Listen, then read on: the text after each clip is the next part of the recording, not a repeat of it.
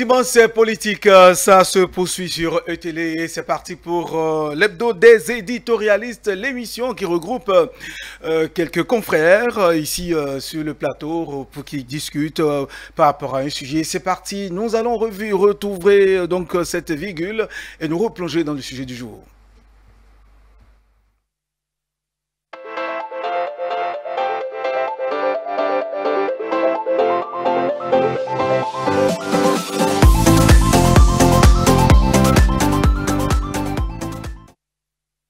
Ils sont déjà ici en situation de plateau. Oui, Félicien Fayon, bonjour.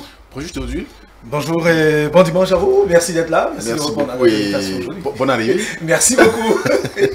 Et puis avec vous, nous avons Urbain Capo. Urbain, bonjour. Oui, Urbain Capo. Merci beaucoup. Bonjour. Merci. Je rappelle que vous êtes rédacteur en chef de Radio Planète, oui. Merci de reprendre la Il faut surtout préciser, promoteur du journal Monde Info 7. Donc, voilà, Monde Info 7. Très bien. Merci de répondre à notre invitation. Nous aurons avec nous, il va nous rejoindre Yves-Patrick Loco de la Radio Nationale.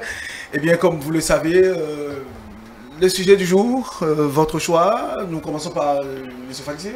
Oui, bon, l'actualité n'a pas évolué, mais j'ai bien envie qu'on opine ce matin sur le silence suspect des leaders du parti, les démocrates, suite à l'invalidation de la candidature de Mme Rikiat Madougou. J'ai vu que le parti a pratiquement laissé Mme Madougou seule se débattre depuis. Les responsables du parti ne parlent plus, il n'y a plus de réaction, les instances du parti ne disent plus rien. Je trouve ça un peu suspect. Très bien. Et notre ami Akapo? Oui, mon sujet a trait un peu à cette affaire de parrainage. Je crois que c'est l'actualité qui l'oblige, comment on appelle, cette résistance de certains députés de la mouvance présidentielle face donc à ce qu'on peut appeler achat de conscience en politique.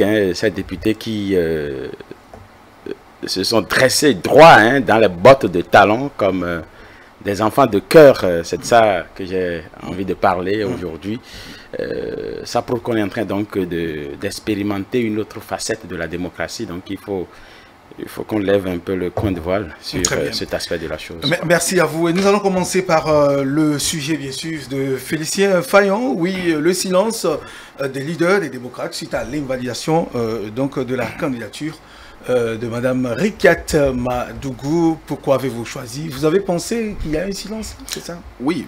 Depuis que les dossiers ont été donc rejetés par la Sénat, parce que effectivement les pièces ne sont pas à jour, depuis que ces dossiers ont été rejetés, on s'attendait à ce que le parti fasse une sortie, tout au moins une sortie officielle pour se prononcer sur la situation, mais nous avons plutôt eu droit à des audios WhatsApp. J'ai suivi par exemple l'audio de M. Alassane Tigri qui expliquait. Et là encore, il y a son policier, Patrick Divon, qui... Oui, mais Patrick Divon n'est pas un responsable du parti. Je parle des responsables du parti.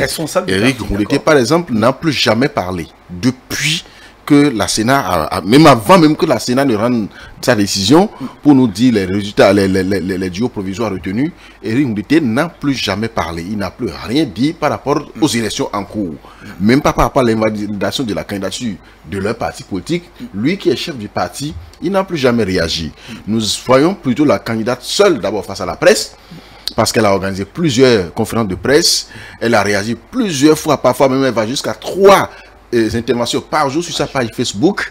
Mais quand on voit au niveau des vrais responsables du parti politique, rien. Bonia lui-même, il est intervenu, il a fait une sortie sur sa page Facebook un peu avant même que la Sénat ne rende son verdict.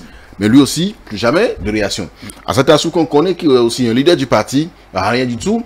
Vous prenez par exemple Noureni Achadé, lui-même il est resté silencieux. Si ce n'est pas qu'on a appris même qu'il a été interpellé, même par la criette la semaine dernière, et il a été relâché encore. Et là encore, il n'a rien dit. C'est d'autres personnes sélectionnées, c'est la candidate elle-même qui l'a encore dit. Sinon que Noureni Achadé, qui avait la facilité de s'exprimer, n'a plus rien dit. Alors moi je me demande si il y a quelque chose qui ne croche pas là.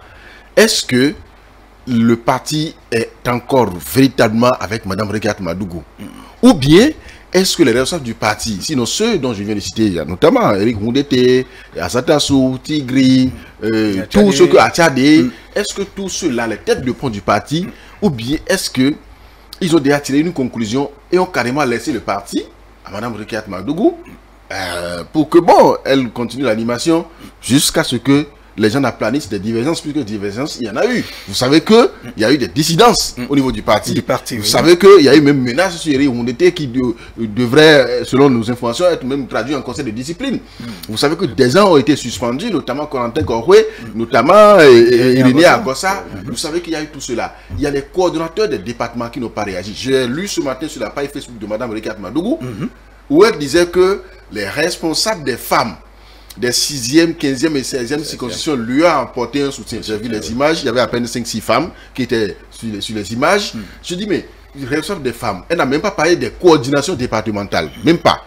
J'ai suivi hier plutôt, par exemple, 2 coordinations qui ont fait une sortie, mais ce n'est pas les coordinations départementales, c'est quelques coordonnateurs communaux qui se sont réunis, mais pour apporter leur soutien à Soui et non à Madougou. Parce que j'ai lu la déclaration des jeunes qui ont fait une sortie à Azové. J'ai lu également la déclaration des jeunes qui ont fait une sortie dans la Takora. Ceux-là seulement, c'est par rapport à Soui qu'ils ont réagi. Ils n'ont même pas réagi par rapport à Mme Madougou. Alors, je voudrais savoir si quelque chose ne cloche pas. Est-ce que le parti n'est pas en train d'abandonner Mme Madougou, ou bien est-ce que ceux-là dont je viens de citer le nom ne sont pas en train de faire encore, de reculer, de faire un pas en arrière, laissant le parti? Est-ce que nous n'allons pas assister encore à cette scène-là où, bon, des gens ont fini par laisser FCBE à ceux qui s'en étaient accaparés, puis c'est devenu pour eux, ils sont allés créer les démocrates. Est-ce qu'ils ne sont pas en train de lâcher aussi les démocrates?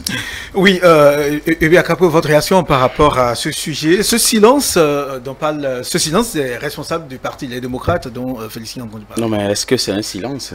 C'est pas un silence, c'est un jeu politique qui se joue. C'est pas un silence. Ils savent tout ce qu'ils font, hein.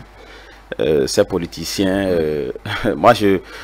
c'est le peuple qui me fait pitié, hein. Le peuple béninois me fait trop pitié parce que voilà un peuple que je ne vais pas qualifier de non mais entre griffes, mais qui malheureusement un peuple qui suit n'est pas mature, hein, non, la maturité quand même, hier, écoutez, la maturité hier, hein, il y a certains qui sont matures et qui, quand ils parlent, on a des intellectuels, on a des gens qui ont la tête bien faite et qui opinent, mais ils sont peu.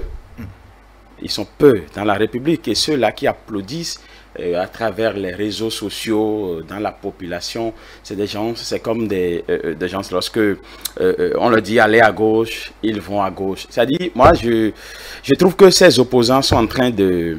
lorsque j'analyse un peu leur façon de se comporter face à la situation actuelle, à la présidentielle, lorsqu'on parle de parrainage, depuis que cette affaire a commencé, cette affaire de système partisan a commencé. Et surtout, nous sommes en train d'abord de parler du silence. Oui, du silence. Je vais partir de là pour vous expliquer que c'est un jeu qu'ils sont en train de jouer. Et la conclusion que moi je tire à travers ce qui se passe là, c'est que c'est des gens, soit ils sont impuissants face à Talon, et ils n'ont pas les armes nécessaires pour combattre le monsieur, soit c'est des gens qui jouent du Aguidi, comme le dit le président lui-même, c'est du Aguidi, c'est-à-dire faire en sorte de montrer à la population qu'on est en train de défendre les intérêts de ce peuple, alors que c'est les intérêts inavoués, les intérêts personnels, hein, de chacun défend sa poche. Et bon, quand on fait un peu de tapage, on nous trouve des miettes, on se tait, on se calme, et l'autre joue à son jeu pour montrer à la face du monde que, bon, véritablement, il y a une opposition au Bénin qui se joue, quoi. Je ne sais pas, j'ai même l'impression, hein, parce que tel que le président a su maintenir, hein, tous les politiciens dans une droiture telle que non, est-ce que c'est le président qui a maintenu ce sont les réformes qui ont obligé aujourd'hui qui a fait voter les lois, qui a fait penser les réformes, si ce n'est pas le président. C'est le président qui est le garant de tout ce qui se passe, même s'il y a des hommes de main qui l'aident donc à voir, à faire voter les tests et autres. C'est le président qui fait dérouler son idée. Et tous ceux-là, tous ces politiciens que vous voyez, c'est des gens qui sont là juste pour aider le président à faire ces réformes. Donc, moi, je trouve que ces opposants, il est temps qu'on leur dise, hein, que ce jeu-là le peuple béninois est mûr et il faut cesser de faire du agidi. Très bien. Donc Selon Urbain Akapo, oui, Félicien Fayon, est-ce que ce silence des responsables dont vous parlez, des responsables des démocrates, n'est pas lié à cette présidentielle? Vous savez, c'est devenu une bataille d'abord entre présidentiables et donc la mouvance. C'est-à-dire que la candidature de Ricard Madougou et de son policier est invalidée et donc c'est devenu une querelle de personnes, une lutte d'abord de personnes en attendant que la Cour constitutionnelle ne donne la dernière décision avant que peut-être les responsables du parti ne se prononcent. Je ne pense pas que cela devrait être une guerre entre candidats parce que en fait, Ricard Madougou ne livre pas une guerre au candidat Patrice Talon. Non, elle ne livre pas. Tout ce qu'on a su comme assiste. Oui, elle ne livre pas une guerre à Corée et Corentin. La preuve est qu'elle ne parle même pas d'eux. Elle ne parle pas de Djemba. Elle parle du régime Talon, en fait. Elle parle du parti Union Progressiste. Elle parle du parti Bloc Républicain. Vous voyez? Donc, en réalité, c'est d'une institution à une autre, en fait. Ce n'est pas une guerre de personnes. Ce n'est pas la personne de Ricard Madougou, en fait. Et donc, pour moi, ce n'est pas Ricard Madougou qui devait multiplier des sorties. C'est le parti Les Démocrates, puisque elle était censée porter le flambeau de ce parti-là dans le cadre des élections. Et donc, elle devrait plutôt soit s'exprimer au nom du parti ou laisser le parti s'exprimer. Et le parti a certainement un porte-parole, sinon des porte-paroles. Le parti a des responsables à l'information. Le parti a un président. En fait, le parti a des instances bien organisées qui devraient réagir. Mais vous voyez, Ricard Madougou sort pour répondre au parti Union Progressiste. Ça veut dire que quoi? C'est elle qui a affaire avec le parti Union Progressiste. Les démocrates s'en lavent les mains en quelque sorte. C'est peut-être compréhensible. Parce que le parti Les Démocrates avait toujours dit que eux, ils n'iront pas demander des parrainages. Que eux, ils ne vont même pas demander des parrainages. Et effectivement, dans les échanges que nous suivons jusqu'à ce jour, nous n'avons pas eu de traces de ce que le parti a officiellement exprimé, d'accord, de parrainage à l'endroit des partis qui en détiennent. C'est plutôt Ricard Madougou, elle. Est-ce que c'est pour cela que le parti a croisé les bras pour la laisser faire?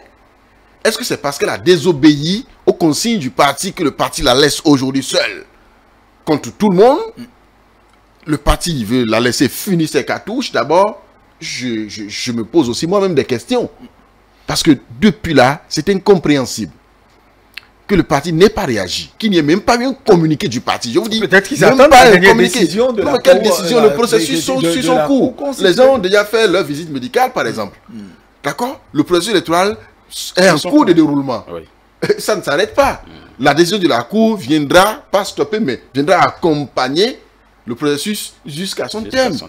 C'est de ça qu'il s'agit. Et donc, si jusque-là, le parti n'a pas réagi à la décision de la Sénat, et si jusque-là, le parti n'a peut-être pas esté, c'est-à-dire n'a pas déposé un recours, d'accord, contre la décision de la Sénat, et que c'est la candidate Ricard Madougou qui l'a fait, je dis, il y a déjà là une anomalie. Il y a un problème que des gens nous cachent. Ça, c'est clair. Et qu'est-ce que ça peut être, selon vous, en tant que votre position de journaliste d'investigation? Qu'est-ce que ça peut... de ma position, moi, je suis en train d'entrevoir quelque chose, d'imaginer quelque chose. Il a dit, est-ce que ce n'est pas parce que le parti ayant adopté une position de départ, nous n'allons pas demander les parrainages. Nous allons aux élections sans parrainage. Mais le parti va se taper... pas possible. Le parti va se taper une candidate qui... Au fil des révélations que nous sommes en train de voir là maintenant, on remarque que la candidate a mené personnellement des démarches pour avoir des parrainages, contrairement à la ligne du parti, contrairement aux consignes du parti. Est-ce que le parti devrait venir encore la défendre? Est-ce que le parti devrait venir encore prendre sa défense? Je pense que c'est peut-être pour ça que le parti s'est rangé et a croisé les bras en disant « On t'avait dit, tu n'as pas écouté. Puisque vous n'avez pas suivi nos consignes, allez-y. Faites la bataille, on va voir jusqu'où ça a fini. » Mais si c'était ça, effectivement, c'est que la bataille de l'opposition aurait été vraiment vaine. C'est que tout ça là pour ça. Mais pourquoi le parti a été créé? Pourquoi ils ont fait toute cette bataille-là? Et finalement, le peu de militants qu'ils ont, ils les laissent où? C'est à croire que nous avons une opposition qui tout à l'heure, Akapo l'a dit, qui est un peu amorphe. Une opposition qui est un peu nulle. C'est pour ça qu'on pense que Patrice Talon, il va trop dur. Alors que ce n'est pas qu'il va trop dur. Si vous vous retrouvez devant quelqu'un qui ne veut fournir aucun effort, on pense que vous déployez trop d'efforts. C'est de ça qu'il s'agit. Moi, je ne vois pas jusque-là, par exemple, je ne vois pas la magie que Talon fait. Je ne vois même pas Patrice Talon faire une magie, effectivement, face à cette opposition-là. Mais je vois plutôt une opposition qui ne fournit aucun effort. Vous vous rappelez 2015 2015, on était là, non? Il y avait Yahi Boni au pouvoir. Quand on a fini les élections législatives de 2015, le ministre était là, il était candidat. D'accord? Pour le perchoir. Il voulait être président de l'Assemblée nationale. Oui. Ils étaient au pouvoir, ils avaient tout. Ils avaient l'argent, ils avaient tous les moyens qu'il faut. Mais Patrice Talon, alors en exil, avec l'opposition qu'il avait constituée, mais avait travaillé pour même débaucher, infiltrer même le rang. Nous n'avons aucune preuve de infos. C'est pas une question de preuve. Nous n'allons pas revenir sur ça pour que... Oui. Parce que nous n'avons aucune preuve de cela, s'il vous plaît. Je pense que oui, on est en train de leur faire du mal. On peut parler des parrainages, alors qu'ils avaient la possibilité de tout faire pour filtrer les rangs de Patrice Talon, décrocher des parrainages, et qu'ils n'ont pas pu le faire vraiment avec succès. Et il laisse aujourd'hui, vraiment, s'il veut faire des déclarations, que les gens veulent faire des déclarations pour lui montrer un peu comment est-ce qu'ils ont échoué à leur mission. Les coulisses. Très bien. Oui, Akapo. Oui, mais vous savez, au vu et au su de tout ce que moi j'analyse, j'observe et je vois depuis que cette affaire de parrainage a commencé, je me dis, au Bénin, nous n'avons pas encore véritablement eu une opposition face à Talon. La vraie opposition, elle s'est faite de 2000, je dirais, pendant les trois dernières années du régime Yahi. Aujourd'hui, nous n'avons pas d'opposition au Bénin. Nous n'avons que des gens qui se regroupent, des gens qui s'unissent à l'approche des échéances pour donc se taper. Oui, on peut le dire parce que réforme du système partisan. Ils étaient dans la République. Ils étaient dans la République. Ils ont leur récépissé, donc c'est un parti constitué. Ils étaient dans la République quand les réformes ont commencé. Bien sûr. Et quand vous êtes véritablement de l'opposition, il y a les armes nécessaires dont il faut donc c'est-à-dire les armes nécessaires qu'il faut se donner pour rivaliser face à son ennemi. Bon, je ne dirais pas ennemi entre griffes, son adversaire politique. Patrice Talon n'est pas un nouveau au Bénin. C'est quelqu'un qui est resté c'est un Béninois bon teint. Vous le connaissez, vous avez travaillé avec la personne depuis des années. Il est venu au pouvoir. Vous n'êtes pas d'accord avec ces réformes. Si vous voulez vraiment, véritablement rester dans l'opposition, vous auriez pu prendre au départ les conditions, c'est-à-dire se mettre dans les conditions nécessaires pour rivaliser avec l'individu. Vous êtes laissé attacher et c'est quand on a fini de vous attacher, de vous entourer, que vous commencez pas à crier. Les attachés entre griffes. Oui, ils sont attachés parce qu'aujourd'hui, les tests font que... ce sont les tests qui... C'est les tests qui font qu'aujourd'hui, l'opposition ne peut plus, cette opposition que nous voyons face à Talon, ne peut plus se manifester comme c'était le cas au temps des régimes défunts. La semaine prochaine, les démocrates sortent, comme on le dit, et donnent une... Oui, mais ils vont juste donner des conférences de presse. Ça ne veut rien dire. C'est-à-dire donner une conférence de presse. Tout le monde peut sortir et faire... Vous avez la possibilité d'organiser tout de suite, cette soirée même, une conférence de presse. Il suffit seulement d'appeler la presse et vous allez parler. Vous allez opiner.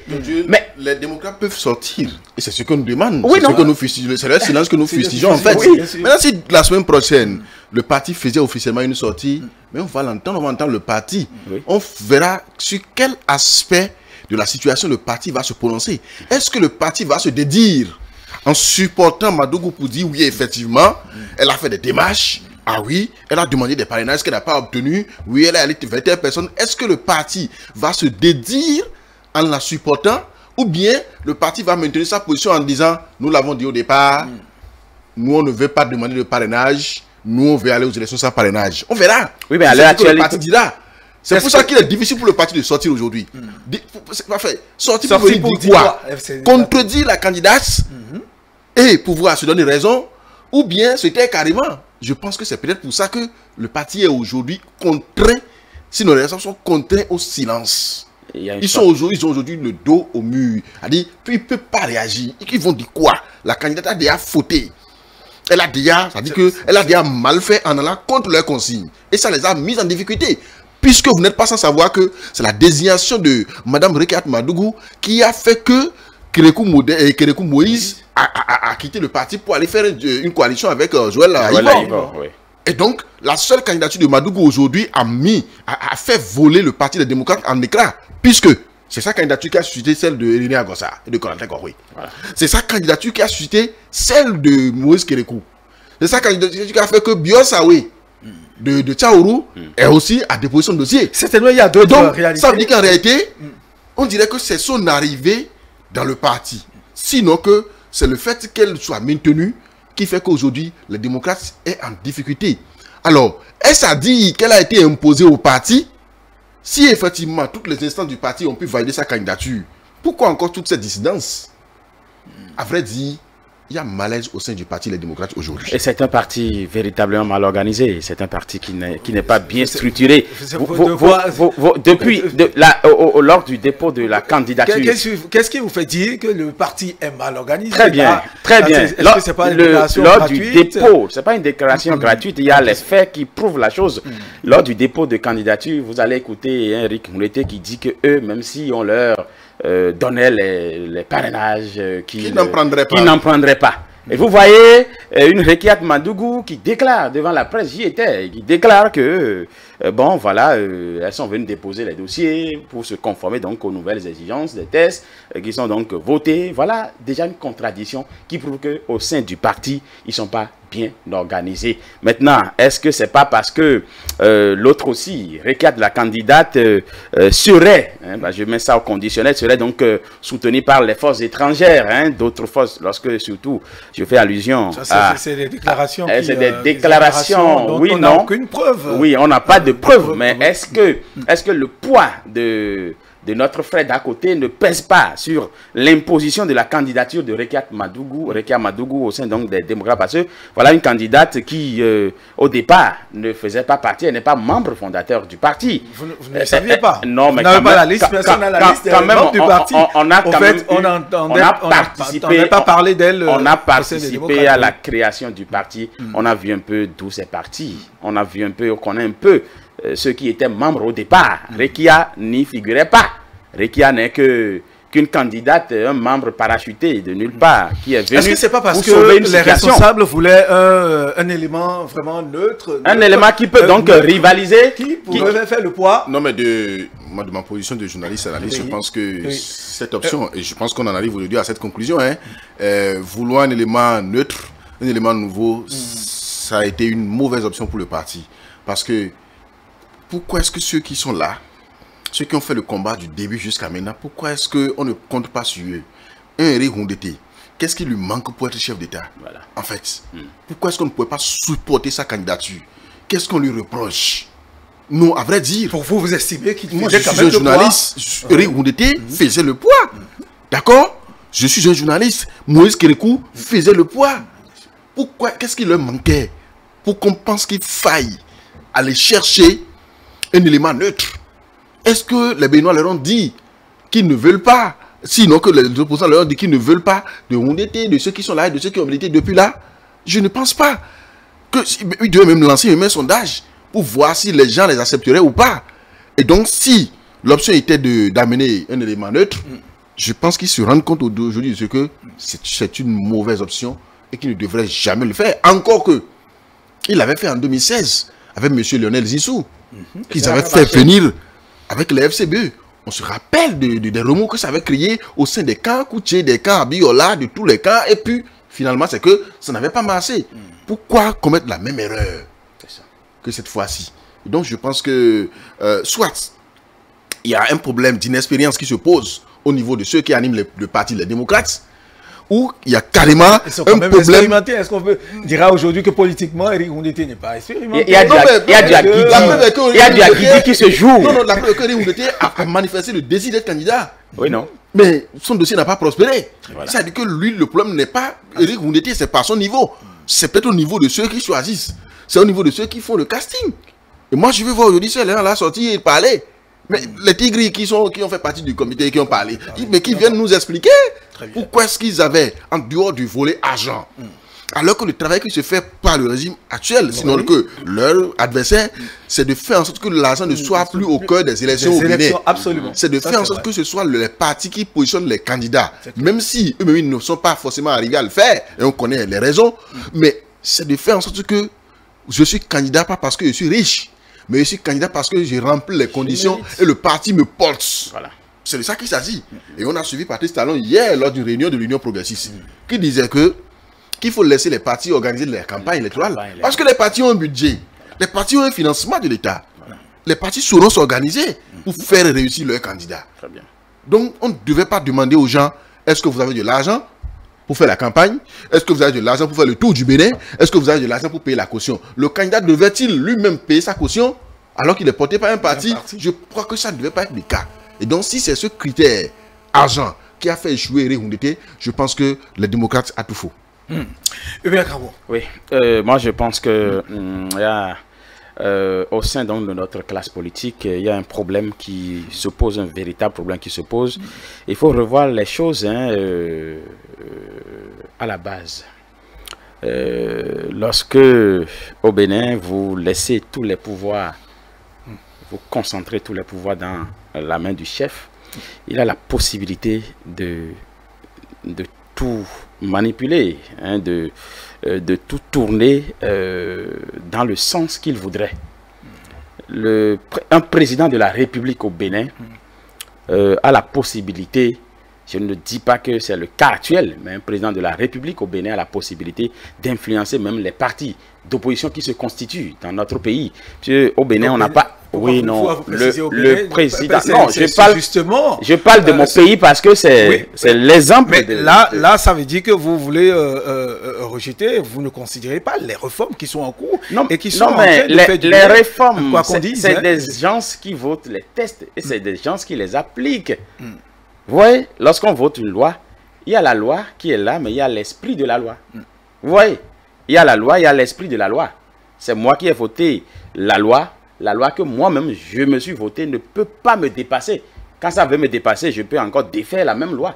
Exemple, ce qui s'est passé lors des communales dernières. Quand la loi a été un peu difficile à appliquer, on est allé à l'Assemblée nationale pour revoir un peu, retoucher un peu. C'est pour une conformité. Nous n'allons voilà, pas revenir maintenant, je dis, au Bénin, nous avons une opposition, je veux bien sûr parler des démocrates, qui à la base n'étaient pas bien organisés. Ça pose un problème d'organisation. D'ailleurs, est-ce que ce n'est pas aussi ça la démocratie qui à des moments à un niveau de l'histoire d'un parti, le parti est un peu bousculé. Non mais ce sont des querelles internes propres à chaque parti. Non mais ces querelles ne devraient pas intervenir à ce moment précis de l'histoire de notre pays où vous voulez combattre un ennemi. Vous voulez faire changer un système. Vous avez dit, vous êtes contre les réformes du système partisan et que vous êtes contre le parrainage. C'est pas aujourd'hui, c'est pas lors du dépôt des dossiers que ça a commencé cette affaire. Maintenant, vous n'avez pas pu prendre au départ les moyens, mettre à disposition les moyens nécessaires pour combattre le monsieur et c'est lors du dépôt des candidatures que vous avez commencé par vous chamailler, l'autre dit le contraire, la candidate parachutée vient dire le contraire et vous vous êtes mis en porte-à-faux avec la réalité. Le peuple ne va plus considérer. Même si vous étiez dans de bons rôles, le peuple ne pourra plus vous considérer parce que ce que vous avez dit lors du dépôt de candidature a été abondamment relayé au point où les gens se disent mais voilà des gens qui veulent nous défendre mais qui se contredisent entre eux-mêmes. Ça veut dire qu'il y a un problème. Le Bénin n'est plus à cette étape de choses. On est trop mûr aujourd'hui pour déjà tirer des conclusions. Donc, une dernière réaction de Félicien pour qu'on passe au second sujet. Oui, comme vous l'avez dit, c'est peut-être l'expression de la démocratie.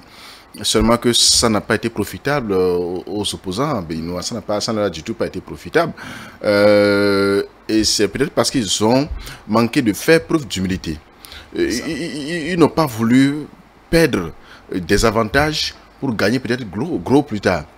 Si aujourd'hui vous voyez le parti Union Progressiste, avec plusieurs anciens présidents de partis politiques et de mouvements qui sont aujourd'hui ensemble, et qui aujourd'hui on ne peut plus appeler président, On ne peut plus dire aujourd'hui que Saka Lafia est président d'un parti politique, c'est fini ça. Alors que pendant des années, il s'est fait appeler président.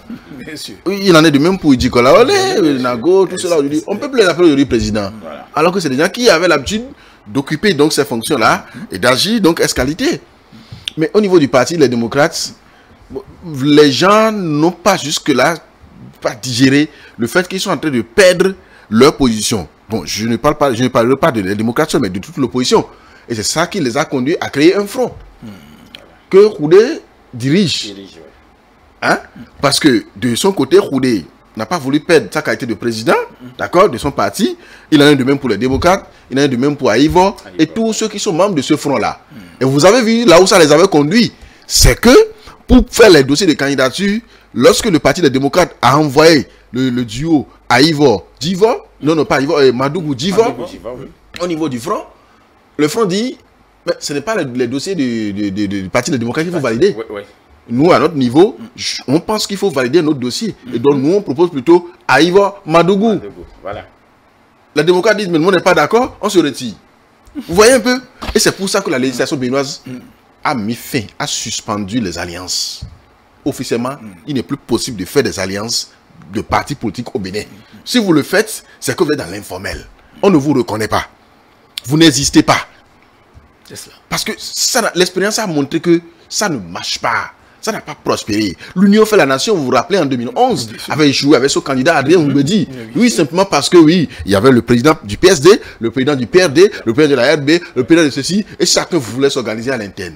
Et donc, ça n'avait pas marché. Donc, c'est ceux-là qui, après des années d'expérience, ont compris que ce n'est pas bon. Finissons avec les alliances, allons avec les partis forts. Bon, aujourd'hui, la démocratie, oui, elle s'exprime à leur niveau, mais on voit les conséquences fâcheuses que cela entraîne à leur niveau. Très bien.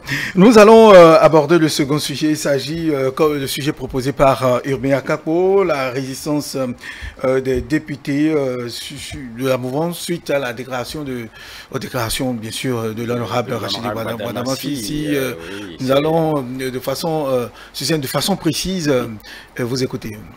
Non, mais c'est par rapport, c'est pas pour revenir sur la déclaration de Badamassi, mais c'est surtout pour apprécier un peu les fruits de cette réforme. Cette réforme qui consiste aujourd'hui à balayer dans les coulisses, même si ce n'est pas encore ce que nous pensons, à balayer donc dans les tractations, la présence, la trop forte présence de l'argent dans les négociations, les tractations aujourd'hui. Nous avons des députés que nous connaissions, on connaît un peu leur force de frappe, comment ils sont en mesure de capter à gauche, à droite et de nous imposer un candidat avec de l'argent, de la pièce trébuchante. On peut donc imposer un candidat. Aujourd'hui, je crois que il y a une sorte de comment on appelle, de discipline qui s'observe au sein donc des partis. Je veux bien sûr parler de ces deux partis, surtout qui soutiennent le président en place, l'Union progressiste et du BR. Tous les partis aujourd'hui puisque ils se sont tous conformés aux réformes et ils sont dans la droite ligne. Voilà pourquoi ils ont... Mais au sein de l'opposition, nous avons entendu des responsables de partis qui nous ont dit qu'il y a des gens qui ont pris de l'argent. Donc on ne va pas revenir sur ces détails. Mais pour ce qui concerne les deux blocs, je me dis aujourd'hui, il y a une discipline lorsqu'on connaît un peu ces dinosaures politiques, ce qu'ils avaient l'habitude de faire. Et qu'aujourd'hui, ils sont disciplinés, ils sont dans les rangs. Et l'argent n'arrive plus à les influencer. Je me dis, il est important que nous puissions donc toucher du doigt cette réalité et peut-être dire, s'il est possible, que cette réforme puisse continuer pour le bonheur de la population, parce que nous savons, quand il y a élection au Bénin, comment est-ce que l'argent circule et comment est-ce qu'on est en mesure donc de déstabiliser un système avec de l'argent. Et si ce n'est pas cette réforme qui avait un peu coincé les choses, on sait combien le président actuel serait en train d'avoir du fil à retordre. Vous êtes dans le secret des... Non, mais on participe un peu aux choses, donc on sait comment ça se passe. Vous participez de quelle manière? Aujourd'hui, Non, mais on n'est pas que journaliste. Hein. Oui, on oui, est aussi le sait. politique. Donc, aujourd'hui, Oui. la chose n'est plus trop possible. Hein, la chose n'est plus trop possible. En un mot, voyez vous un saluez, en tout cas, vous Badamassi. saluez cette résistance, c'est-à-dire cette réforme qui Oui, non. oblige les gens Oui, mais à ne plus...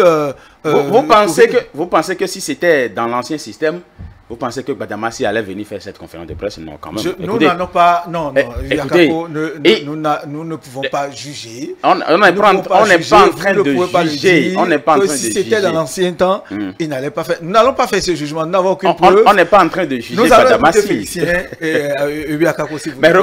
reconnaissez quand même que les réformes ont permis d'assainir un peu le secteur et il y a un peu de sérieux maintenant. Il y a de la discipline. La discipline, Oui, il y a de merci. la discipline. Tout le monde est Donc, d'accord, oui. Oui, vous savez, moi, je me suis refusé de prendre au premier degré le bras de fer qu'il y a aujourd'hui entre Mme Madougou et le député Badamassi. Moi, j'ai refusé de prendre ça au premier degré parce que si le député Badamassi, d'abord, a eu le courage, d'accord, d'aller, et il a dit, vers la candidate, sinon d'accepter son appel, de prendre part aux négociations jusqu'à un niveau donné, je pense que ce n'est pas anodin. C'est ça. C'est sûr que les responsables de son parti en sont informés et savent là où il allait finir. C'est sûr que ce n'était pas son initiative personnelle, parce qu'il ne pouvait pas prendre le risque de le faire. Parce qu'il a dit même qu'il a informé. Les Voilà. sont partis. Donc, ça veut dire que quoi? Ça veut dire que Mme Madougou s'est laissée piéger. En fait, c'est ça. Et elle-même, elle ne savait pas. Il semble que la naïveté politique a certainement pris le dessus au point où elle n'a pas su que, en fait, elle s'est laissée piéger. Voilà. Parce que l'autre dit que lui rendait compte à la hiérarchie, à sa hiérarchie politique. Qu'il rendait compte à son parti politique. C'est-à-dire que quoi? Il savait qu'il était en mission. Voilà. Mais vous, quand vous venez en politique, vous devez être prête à tout. Madame Rika Madougou ne s'est pas préparée certainement. Elle ne savait pas que c'était un coup. Elle a mordu certainement à la part. Et voilà, aujourd'hui, elle a du mal à confronter, sinon à confondre le député Rachidi Badamassi. Et je rejoins Ibn Akapou qui dit que c'est à cause de la discipline au sein des partis politiques que le député Badamassi a pu faire le jeu jusqu'au bout. Sinon, c'est un être humain.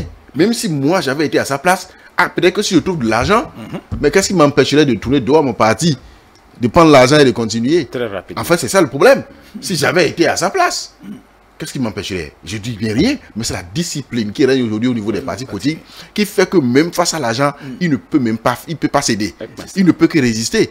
Le député Soubi aujourd'hui qui, je ne sais pas si c'est à cause de l'argent, mais quelle que soit la chose, quel que soit ce qu'on a pu prendre pour la partie aujourd'hui, mais je suis sûr qu'il se sent, a dit que mal à l'aise aujourd'hui.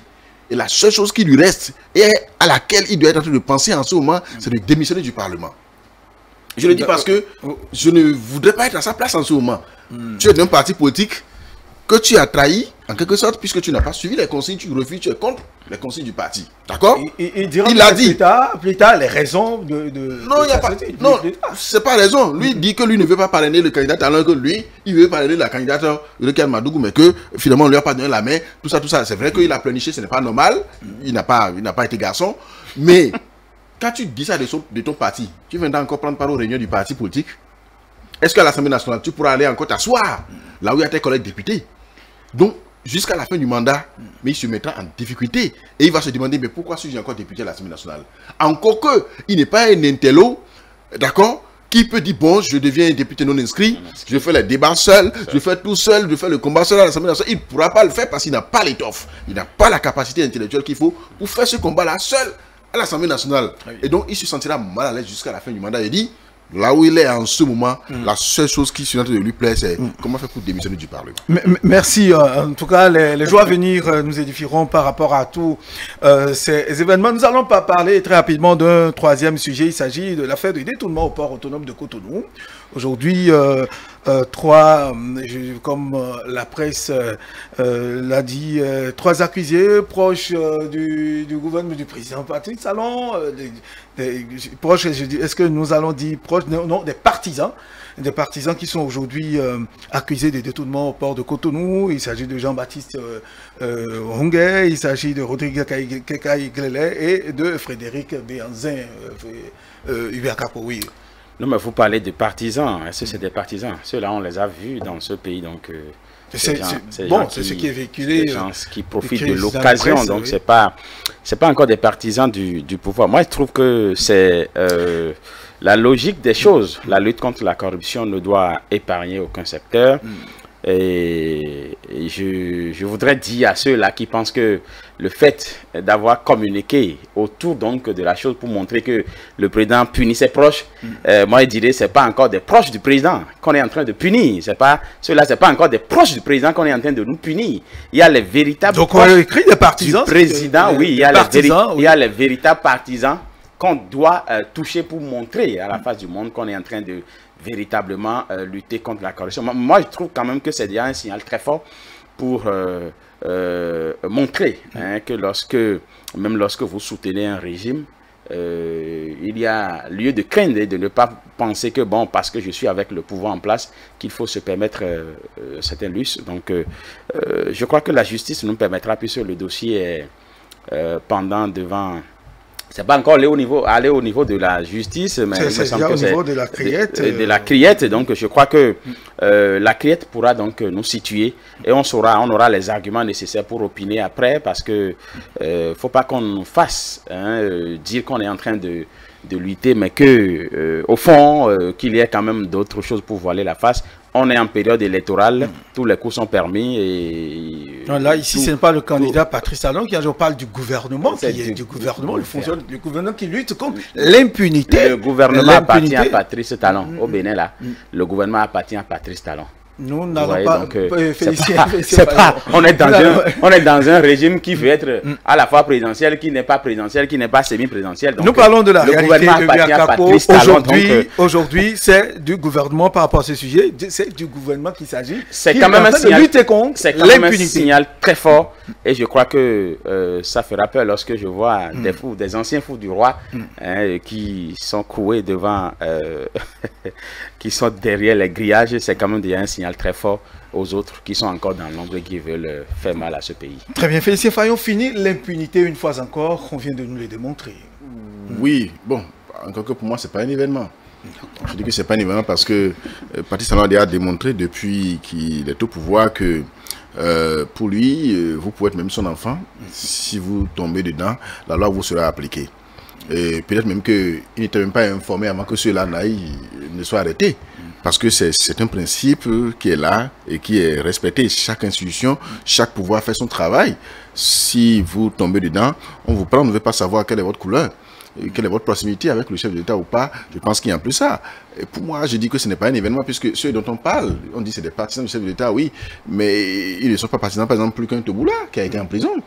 Ils sont partisans plus qu'un Dayori qui a été en prison en 2017 déjà. C'est-à-dire que moins de 2 ans après la prise de pouvoir, voilà, on jette des gens en prison. Ils ont été jugés. C'est-à-dire que des cas du genre, il y en a à foison, donc ce n'est pas un événement. Je ne pense même pas que cela préoccupe encore le chef d'État aujourd'hui. Pour lui, le système est là, est mis en place. Mon enfant tombe dedans, vous le prenez. Si c'est ma femme, vous le prenez. Un ministre à moi, vous avez Barnabé Dassigli, sorti du gouvernement, oui, à cause d'un dossier qu'on lui reprochait. Et donc, plein de ça aujourd'hui. C'est l'opposition peut-être qui ne se rend pas encore compte que l'impunité est punie. Enfin, l'impunité n'existe plus aujourd'hui dans le système et que bon, pour eux, c'est eux seuls. Et ceux qui ont essayé de rapprocher cette actualité au pôle-là, à l'action du chef de l'État, n'ont pas tort. Parce que si on les interpelle et que personne ne dit rien, alors que quand on interpelle des gens qui sont proches de l'opposition, on pense que c'est une chasse aux sorcières.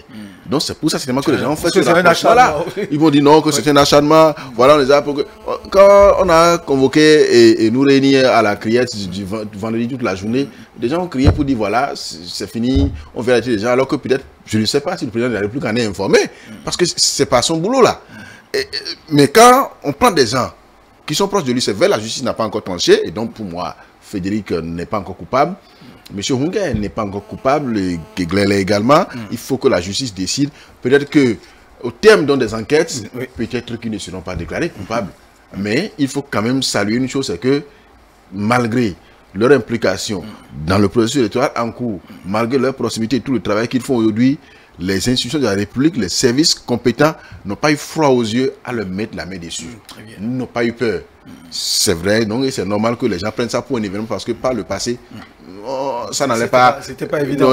On s'est dit que vous êtes proche du pouvoir avant même que le policier ne vienne chez vous, il va demander permission. Voilà. L'autre grande interrogation que beaucoup se posent, c'est bien sûr la charge qui leur est reprochée, trafic d'influence jusqu'au haut niveau de la BAI, trafic d'influence, c'est quand même osé, ne peut-on pas dire? Non, mais on sait que c'est osé jusqu'aujourd'hui, depuis 2016, de continuer toujours à user de son trafic.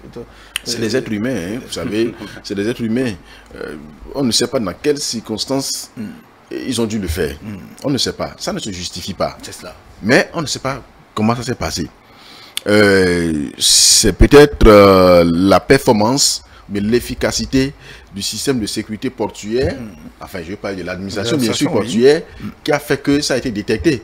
Sinon que, peut-être que cela se serait passé sous silence et personne ne saurait rien et c'est fini. Peut-être même que ça se passe. Et ce n'est pas parce que Patrice Talon est au pouvoir que tout doit être sain, tout doit être parfait, tout doit être blanc. C'est des êtres humains qui travaillent avec lui. Ces êtres humains peuvent tomber dans des pièges, peuvent tomber sous le coup de la tentation à tout moment. La question c'est, qu'est-ce qu'on fait d'eux lorsqu'ils tombent dedans? On les punit. Et c'est ça qu'on veut en fait. Très bien. Et puis, de ce pas, nous allons aborder le dernier sujet. Il s'agit de la recrudescence du Covid-19 au Bénin. 5039 cas confirmés, 3960 guéris, 1017 en cours de traitement avec plusieurs cas graves, 62 décès. 65 décès déjà, bien sûr.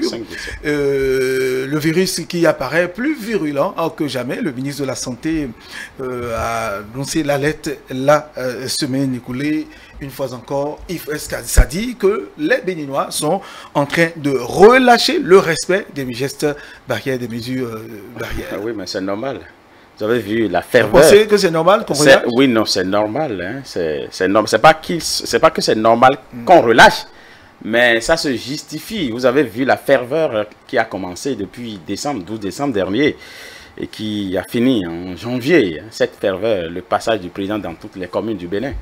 Un président qui vient dans votre commune, c'est normal de se mettre donc dans l'euphorie totale. Et quand on est dans l'euphorie, bon, tout est permis, on oublie les règles. Hein, non, bon, on voilà, pas dit que c'est le passage du président de la République ça, qui a contribué. Les gens avaient une certaine habitude, un certain relâchement, peut-être en leur avant la programmation de cette tournée. Cette mauvaise habitude est venue s'aggraver, c'est-à-dire on l'a aggravée grâce donc au passage du président. Je ne dis pas que le passage du président est une mauvaise chose en soi. Mais les gestes barrières, non, mais les gens, dans ce brouhaha, système de lavage de mains. Vous avez été un peu sur le terrain pour voir ce qui s'est passé. Cette ferveur qui animait les gens lorsqu'on dit le président est en train de venir dans notre commune. Vous y assistez. Au moins, j'ai fait un peu le tour. Je vois un peu, nous, quand on vient, on ne voit pas ceux qui sont devant. On reste en arrière et on voit un peu les petits comportements qui s'observent dans le rang. De ceux-là qui sont donc, c'est-à-dire ces gens qui sont avides de voir le président lui-même. Il y en a même qui ont pleuré parce qu'ils n'ont pas pu regarder le président. Parce que là, c'est-à-dire, il y avait tout un dispositif sécuritaire qui les empêchait de regarder le président, de le voir en face. Et ils ont tout fait, mais ça n'a pas marché. Dans ce brouhaha où chacun se bouscule, hein, quels sont les conseils qu'il faut donner aux Béninois? Quelles sont les analyses, les observations que vous avez constatées, vues sur le terrain pour qu'il y ait une prise de conscience, nouvelle prise de conscience par rapport à cette pandémie qui devient plus virulente? Les analyses, c'est qu'au Bénin, il manque un peu la sensibilisation. J'ai comme l'impression que la sensibilisation se concentre un peu dans Cotonou et environ, dans l'Atlantique, littoral, Ouémé, Plateau, et puis c'est terminé. Alors que le bas peuple, hein, quand vous allez à Tokpaïzo chez moi là-bas, les gens ne sont pas informés. Combien de radios il y a là-bas? Combien de personnes il y a là-bas? Combien de WhatsApp il y a là-bas? Alors qu'il y a une forte population là. Lorsque vous allez au nord, il y a des endroits qui sont même pas Combien touchés. de séances de sensibilisation Ubi Akapoua a eu à organiser? Oui, j'en ai organisé. Oui, j'en ai organisé. Et j'ai même offert des gels hydroalcooliques, j'ai même offert des cachinets. Oui, j'ai même sollicité des grands frères qui, je les ai obligés même à le faire. Donc il y a d'abord un problème de sensibilisation. Voilà, les radios sont concentrées à Cotonou, les journaux, c'est dans Cotonou on lit. WhatsApp, là, c'est ceux qui sont un peu proches de la ville, ceux qui ont l'argent qui ont WhatsApp. Donc, la communication, puisque nous, on a été associés à la sensibilisation, à cette séance de sensibilisation. Donc, je trouve qu'il y a des contrées de notre pays qui ne sont pas encore touchées. Et ça fait un premier aspect. Le deuxième aspect, c'est que le Béninois est un peu dur. Le Béninois, quand il n'a pas touché le problème de ses doigts, il n'est pas, ça dit que on sent qu'il n'est pas, comment on appelle, il prend pas conscience. Hein, lorsque le truc n'a pas touché, il y a encore aujourd'hui dans ce Cotonou qui disent, on a un confrère qui est mort, un confrère qui a pris par l'OTB, qui allait rester à l'Union, l'assistant de communication à l'Union africaine qui est décédé, et on faisait le débat quand un de nos confrères disait non. Nous sommes presque à la fin de l'émission. Nous allons écouter très rapidement Félicien. Je pense qu'il faut prendre conscience du mal, maximiser les actions de sensibilisation à l'endroit des populations, et essayer de renouer avec les gestes barrières parce qu'il y a eu relâchement, il faut le reconnaître. Je ne serais pas d'accord avec Hubert Akapo lorsqu'il pense que les gens ne sensibilisent pas les populations qui sont à l'intérieur, que les radios sont concentrées à Cotonou. Nous avons près de 70, sinon plus de 70 radios dans tout le Bénin, alors qu'à Cotonou, nous n'avons que 5 à 6 radios à Cotonou. Le reste, c'est à l'intérieur du pays. Moi, j'ai pris part, j'ai contribué, d'accord, à l'organisation des émissions sur des radios. Ça fait près de 1000 émissions organisées, par exemple, au cours de l'année 2020, en différentes langues. D'accord, pour sensibiliser. Aujourd'hui, n'importe où vous allez à WhatsApp et encore Tchoumi, on vous dira que le coronavirus existe et qu'il est recommandé de mettre le masque et de se laver les mains et de respecter la distanciation sociale. Seulement que les gens ont relâché. Il faut le reconnaître. Et je ne voudrais pas le lier forcément à des tournées du chef de l'État. Non. Ce n'est pas ça. Les gens, il y a eu relâchement, c'est tout. Si lors de la tournée, des gens respectent les mesures, les gestes barrières, il n'y a pas de problème. Et puis ça n'a pas été le seul événement de l'année. Non, il y en a eu plusieurs. Donc pour moi, on n'a qu'à maximiser chacun de sa position, on n'a qu'à essayer de sensibiliser ses proches pour que nous puissions prévenir vraiment ce virus-là. Parce que le temps de la fraîcheur s'annonce.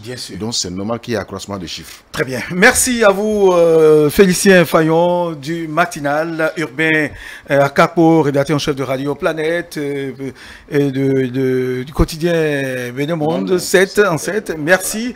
Yves Patrick Loco qui devrait nous rejoindre malheureusement, il n'a pas pu faire le déplacement. Mesdames et messieurs, ainsi prend fin l'hebdo des éditorialistes de ce dimanche 21 février 2021. On se retrouve dimanche prochain, dans tous les cas, juste après nous. Suivez le bulletin de l'information de la rédaction.